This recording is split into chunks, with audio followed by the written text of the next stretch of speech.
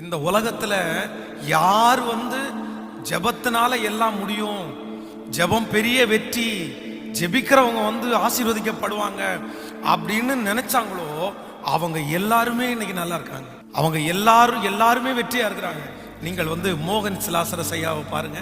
ஜெபகோபுரம் கட்டப்பட்டிருக்கிற அந்த இடம் அவர் ஃபர்ஸ்ட் ஊழியம் செய்யும் போது அது ரொம்ப அவுட்டரான இடம். அந்த இடத்துக்கு யாருமே வரமாட்டாங்க. அது ஒரு பெரிய காடு.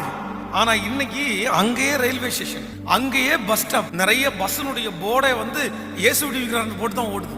என்ன அப்படின்னா அவர் ஒன்னே ஒன்று சொல்லுவாரு, ஜெபத்தினுடைய மேன்மை என்னன்னு தெரிஞ்சதுனால இன்னைக்கு உலகத்துல இருக்கிற ஆயிரக்கணக்கான பேரை அவர் அங்க வர சொல்லி அங்க சாப்பாடு கொடுத்து ஜெபிக்க மட்டும் சொல்றாரு. அவங்களுடைய ஊழியத்தினுடைய வெற்றியினுடைய ரகசியமே ஜெபம் தான். இன்னைக்கும் அதை ஃபாலோ பண்றாங்க. அதனால உங்களுடைய வாழ்க்கையிலே இனி உங்களுக்கு வெற்றி மேல வெற்றி வரணும்னா நீங்க இப்ப ஜெபம் பண்ணா தான் அந்த வெற்றி உங்களை தேடி வரும்.